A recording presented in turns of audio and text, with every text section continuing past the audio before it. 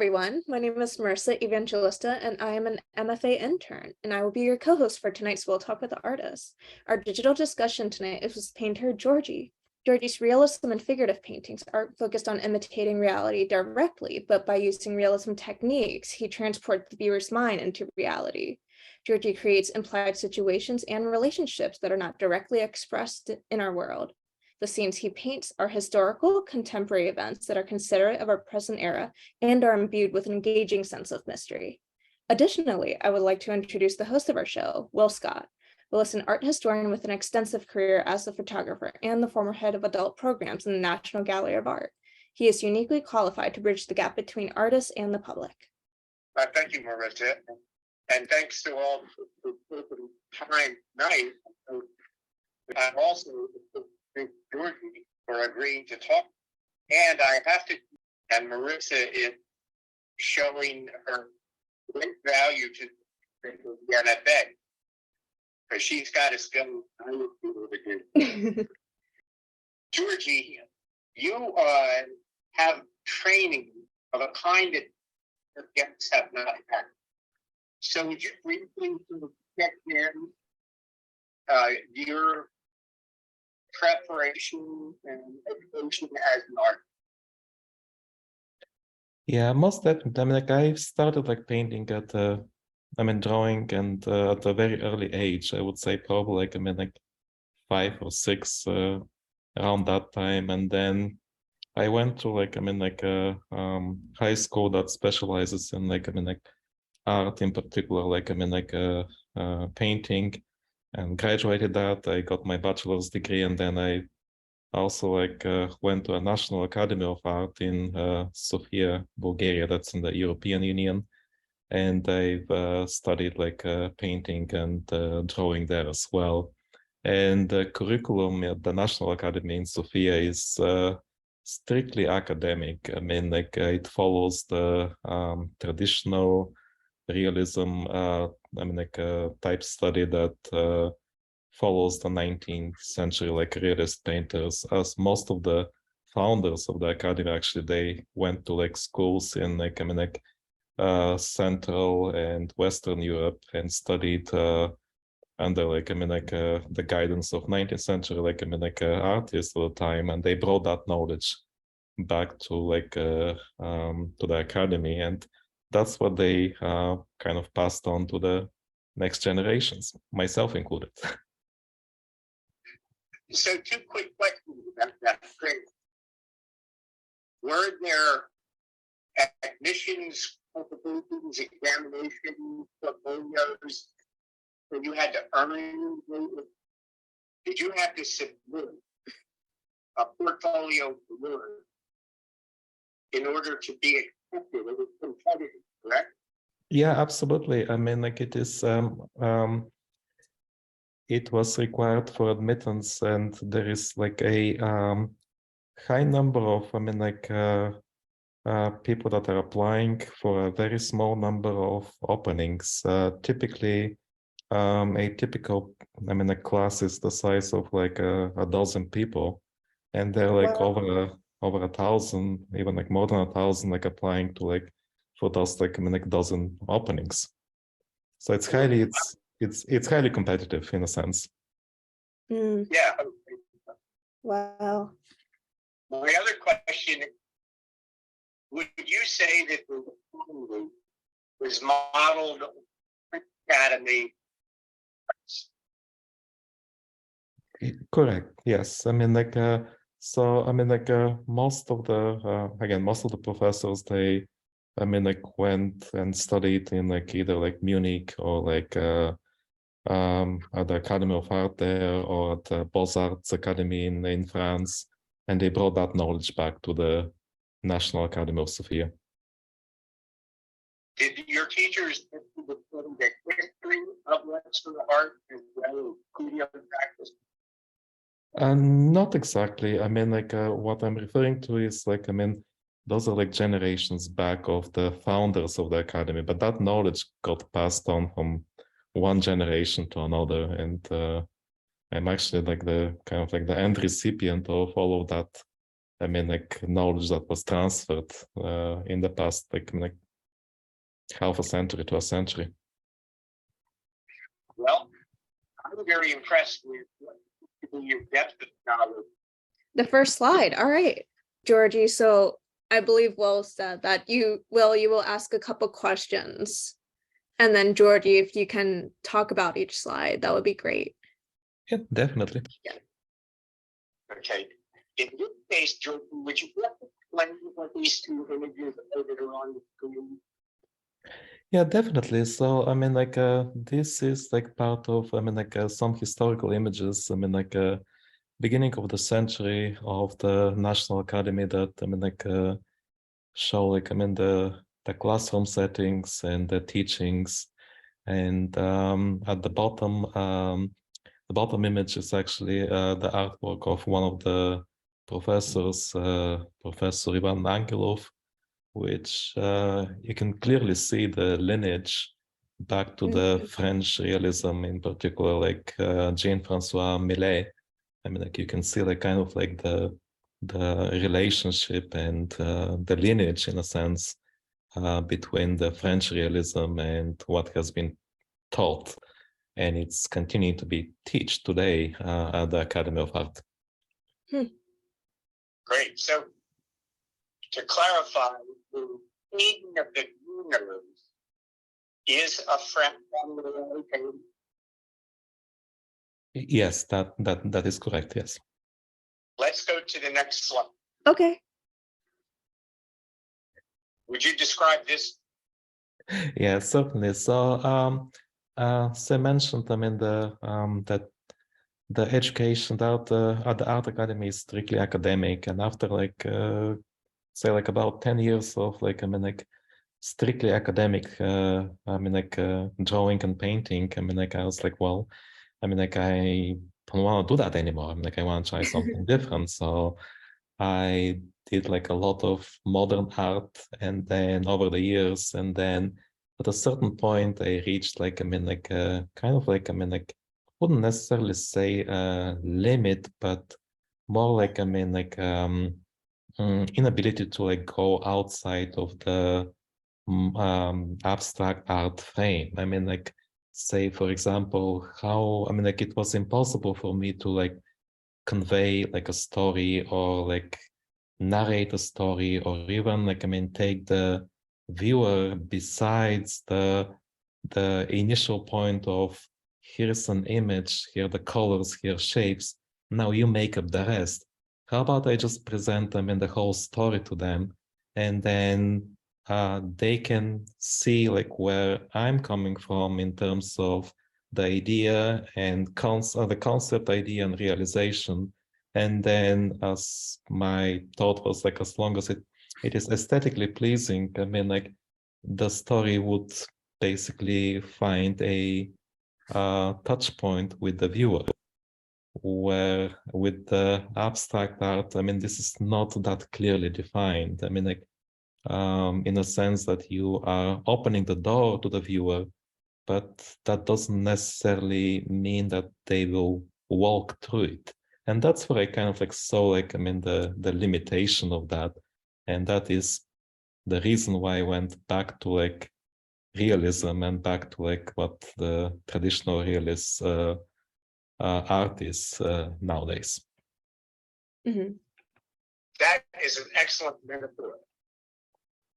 Walking through the, and I do have, before we go to the next slide. Okay. That's a very striking abstract image.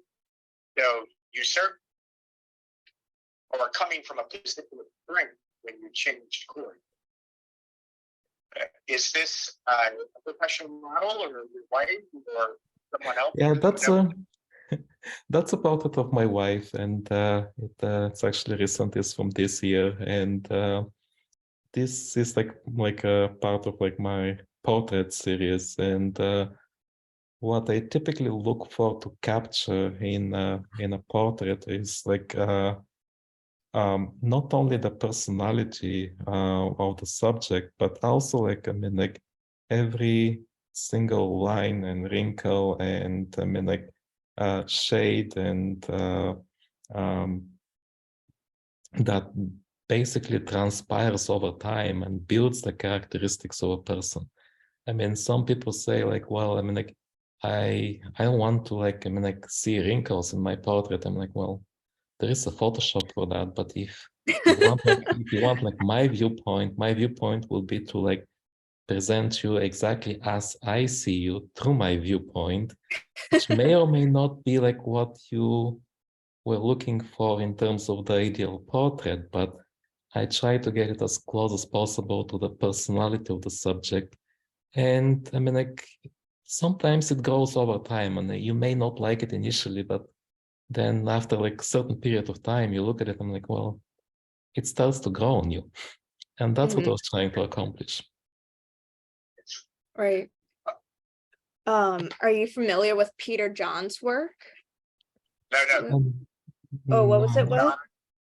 John Singer. Oh, John John Singer's Singer's art. absolutely, yes. Yes. Yes, I mean, like, he is actually like one of my, I mean, like, favorite, like, 19th century, like, I mean, like, American realist painters, and I highly admire him. Yeah. Oh, I do also, and you know, that was the problem that him with portrait. That people complained that they were too realistic. Yeah.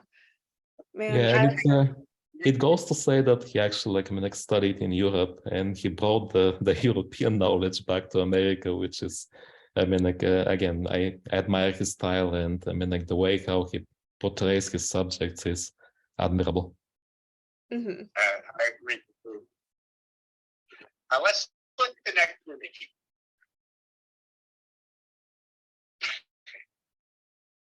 Do you paint like that in the studio?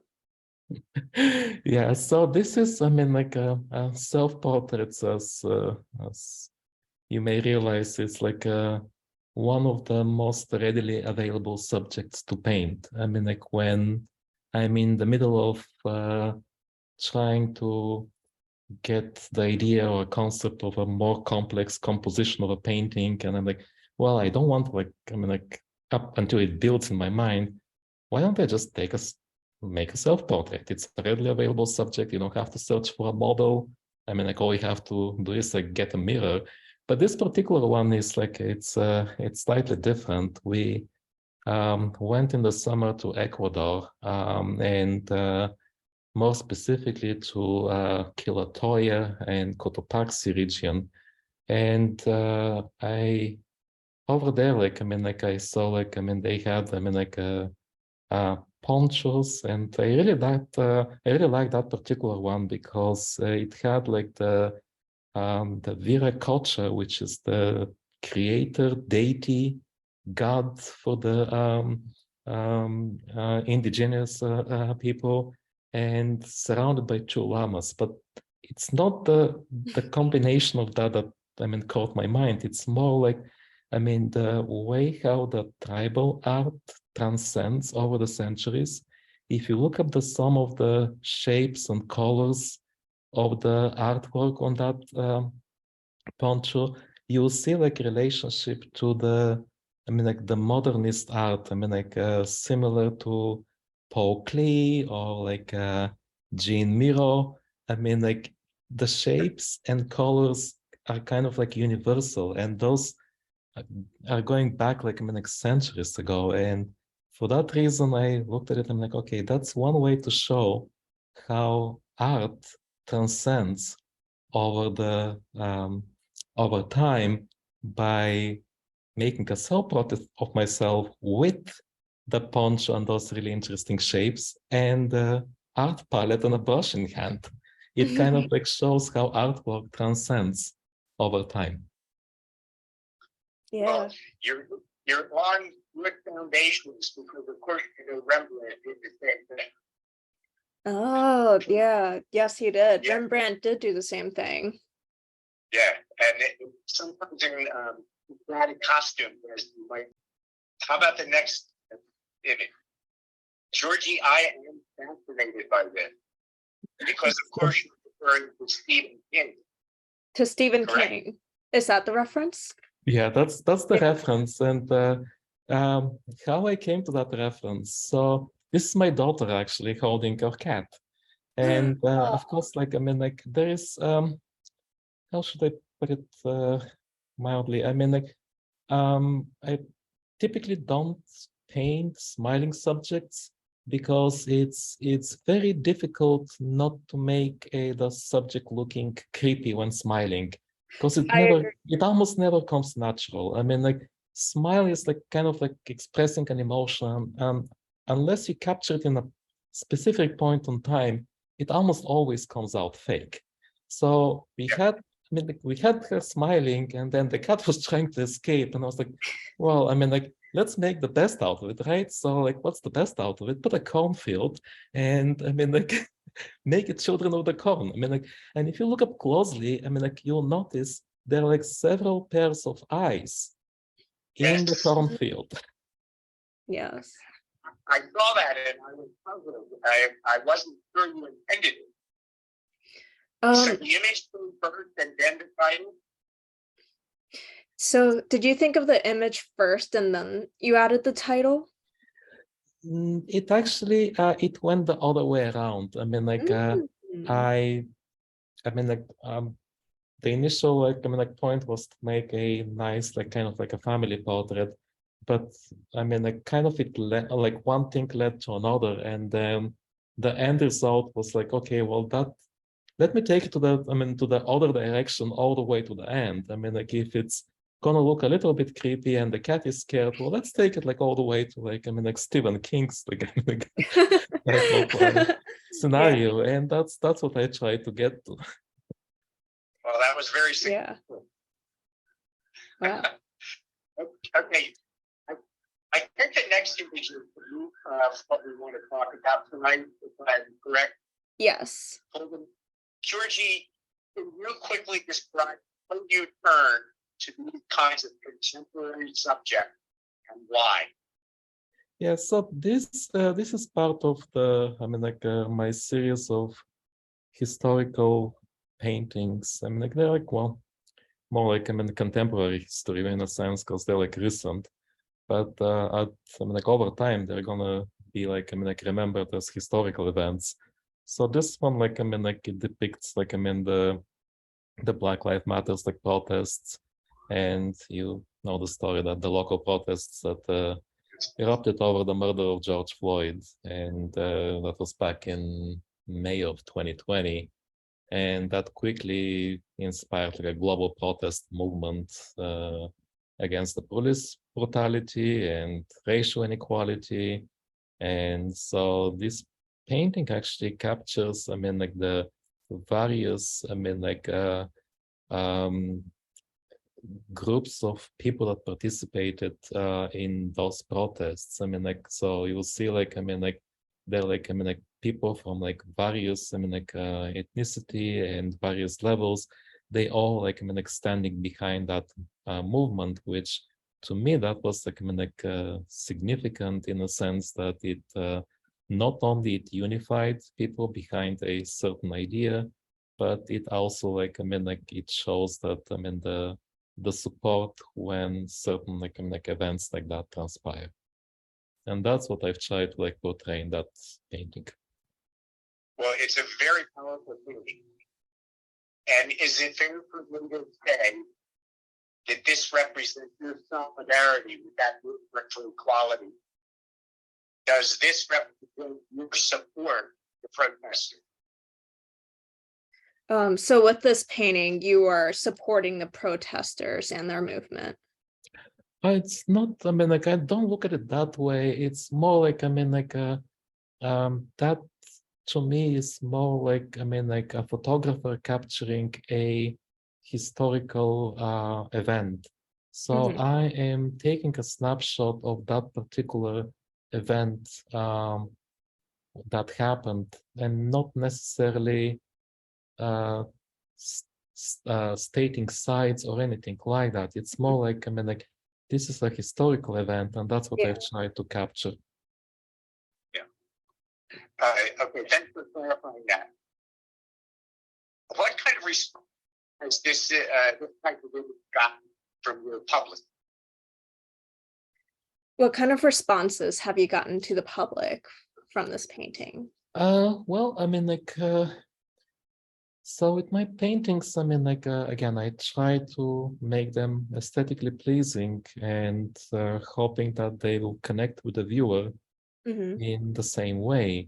So far, I mean, the viewers' response to that, I mean, artwork has been overwhelmingly positive. I mean, Yeah. people really like it in a sense. I mean, they may or may not agree with the movement. They may or may not agree with, I mean, the way how, I mean, it from something that started like, a support movement turned into riots or chaos and things of Yeah. that nature. But again, I mean, this is, the reality from different person's viewpoint is of course going to be interpreted differently. So from my side, I was just trying to portray something that is a historical event and present that in an aesthetically pleasing way. That was my Yes. my idea. Mhm. Well, thank you for clarifying that. It is a very powerful image, and Yeah. I'm very impressed. Yeah. I definitely agree with what Will stated, that it's a very powerful image. And I do feel the very strong emotions that you have painted in this, coming from each individual. So having said that, let's go to the next thing.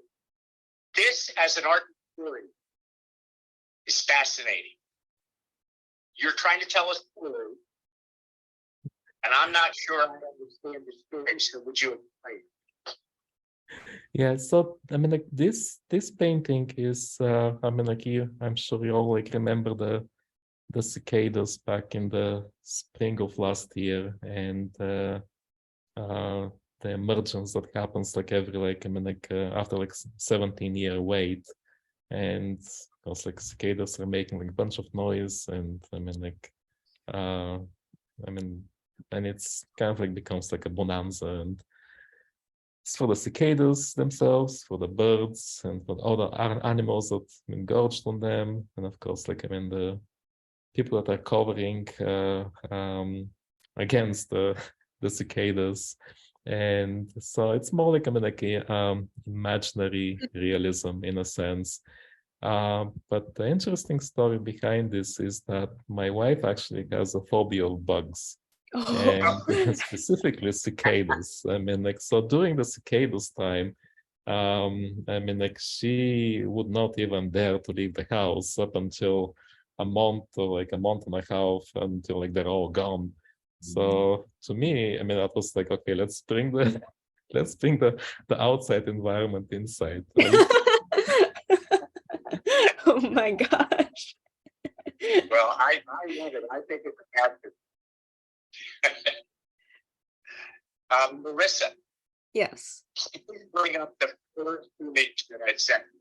The first image you sent me. Georgie, is this ringing bell or is it recognizable to you? Yes. Did you study this sort of thing in your student days? And do you still admire Rubens' work? Yeah, I absolutely do. I mean, it's one of the, I mean, most, I mean, recognizable, painters, and I admire, uh, all of the, most of the, Renaissance and not, Renaissance painters from the 1400s and all the way to, uh, Rembrandt and Holbein, era. I mean, Yes. to me, they actually bring something that is, I mean, they, I mean, bring a lot of, truth in the expression of how, they convey, reality.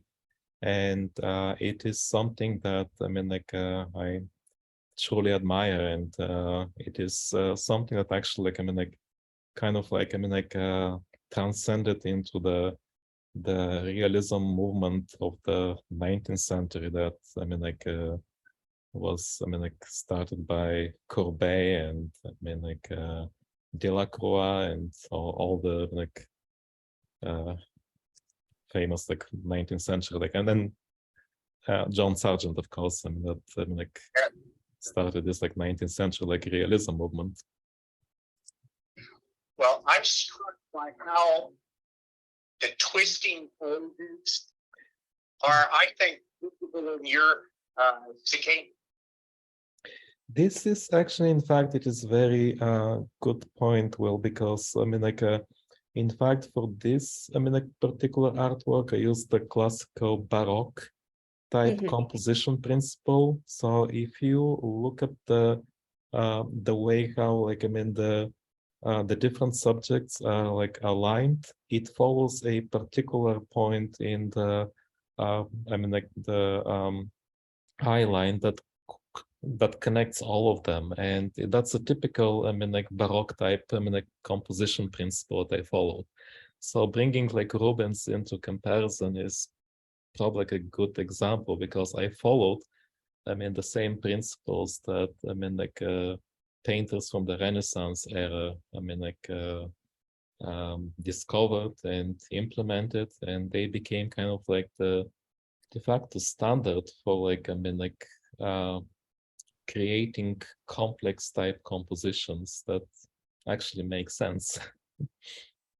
Absolutely. Now, let's go to the last image, and then I think we'll wrap up with that last image. This is very powerful. And I wonder if this is a commentary, or as you said earlier, you're more or less recording with your reading an important contemporary event. So is it commentary or not? So for this particular, I mean, like a painting, I mean, like it depicts the January 6th, I mean, like event that, I mean, like a mob of supporters of the former President Trump attacked the Capitol building in Washington, D.C. And the painting actually depicts the heroic efforts by the Capitol Police that were like greatly outnumbered by the mob, and yet they managed to, like, I mean, like at least, like, I mean, like keep the Capitol, like, I mean, like from being, like, I mean, like invaded, or, like, I mean, like for a period of time. And the reason I depict that event is that, I mean, like this was the first time since the 1814th, when the British troops attacked the Capitol during the War of like 1812. So it's the historical painting, I mean, like in that regard, that it depicts the heroism of the police officers defending the Capitol last year. And as, I mean, like as with other, I mean, like artworks, I mean, like this is not, I mean, like taking sides for or against. It's more like, I mean, depicting a historical event that took place at that time. Again, composition-wise, like it follows like the same like Baroque type composition principles, as you can see. It also reminded me of Delacroix's Liberty Reading the People, compositional. Yeah, definitely. Yeah. I mean, like and again, one of the challenges here was to like present the different, I mean, like perspectives. I mean, like you have like people like up in front, and then like people in the middle, and then like in the far end, and the Capitol building on the back, and all the smoke, and I mean, like flags waving that, I mean, like were like present during the event. So to that extent, again, my intent was to keep it like aesthetically pleasing and hope it connects with the viewer in the same way. Mm-hmm. For me, you're completely successful. Thank you. Yeah. All right. So if anyone has any questions, please ask in the chat. Well, Georgie, I do have a question. I'm really curious to know about how you, with these historical events, how do you create your compositions, and how do you get your references? So typically I start with, I mean, like sketches, like, I mean, like pencil sketches. And I mean, like I get like, I mean, like certain, I mean, like poses and figures and like, I mean, like aligned in a certain way. And then I Mhm, start like, I mean, like kind of like adding them together and then, um, well, I mean, like getting the right, I mean, like view. And typically I go to a process of maybe like, I mean, like a dozen or so, like, I mean, like sketches up until I get to like a point that I'm happy with the composition and the layout. And then mhm, I start focusing on the individual, like, I mean, like subjects. I mean, like, and again, for some of them, I mean, like, I use like, I mean, like, some like, I mean, like, digital imagery. For mhm, others, I mean, like, I use like readily available subjects like myself. I mean, like, mhm. for example, the person holding the flags. I mean, like, I actually had to take a picture of my hands holding a Oh, pole, wow. and that's what I used as a reference. Yeah. So it again it varies, but I mean like the process for like I mean like most of the I mean like the compositions are like typically the same, a pencil drawing and I mean like variations of that pencil drawing until it kind of matures in a way. And then that pencil drawing is then like I mean like replicated over to a canvas, and then you start filling up with paint and go like I mean like layer over layer until I get to a Mhm. point that I'm satisfied with it to the extent that Right, right. And it do will let you me stop. Because like I mean like I sometimes it's I mean like to me I mean like very perfectionist when it comes to like I mean, like artwork. So I'm never happy with the painting. So for that reason, most of the finished pieces in my studio, they're like turned against the wall, so I don't look at them, because if I look at them, I'll go and Oh my continue to finish them. gosh. I I actually do the same with some of my paintings. So yeah, I totally understand that. Another thing I'm curious about is, have you, since you started learning painting and the different schools you've been to, have you always worked in this very large scale? Um, I yes and no. I mean, like I prefer the large scale as Yeah, it kind of like conveys a different. I mean, like it relates better to a person when you see a life-size figure right. versus a much smaller, I mean, like depiction of the same, like I mean, like of the Hmm. same figures. So for that reason, there is something, I mean, like that really draws me into like life-size, I mean, like Yeah. type, I mean, like paintings, because it really like relates better with the viewer. When practical, of course, I can only accommodate, I believe, like up to like 8 feet tall Hmm. paintings. As Wow. anything larger than that, I wouldn't be able to get it out of the studio. Right. That's a very good point. Someone in the comment, Jim, said that I really love the edginess of your paintings. It really makes a statement. I am in all of your skill, particularly the painting Children of the Corn. And we can go Thank you. back to that painting. Yeah. It's a very beautiful painting. And again, I also agree with how the smiles can sometimes feel unnatural and creepy. But I think in this piece, as you mentioned, you went with that idea and added these eyes and the corn. And I think in a way, I feel like some of your work has a very powerful and also whimsical quality, such as this one. Thank you. And sounds like sometimes you don't know everything that you plan to do with your painting, such as this, but when you decide on it, it works out very well.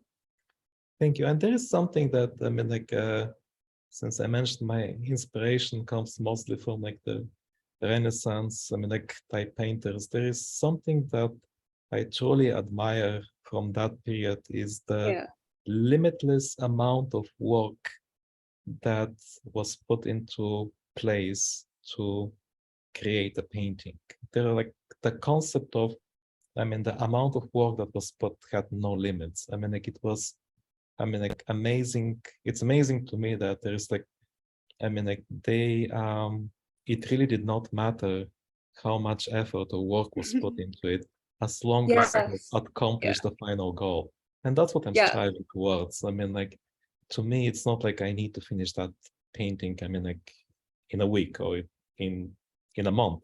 It's more like, I mean, like, I need to put what I feel is going to help convey, I mean, like my viewpoint or the message that I'm trying to connect to with the viewer, and make sure that is expressed in a way that is aesthetically pleasing to both sides.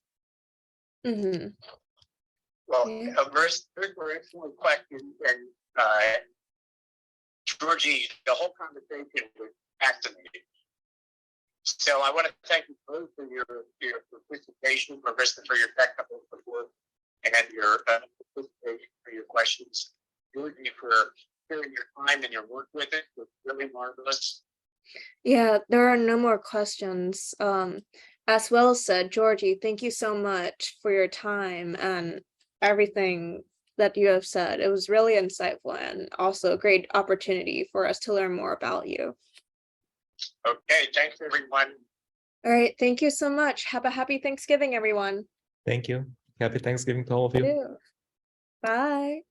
Bye.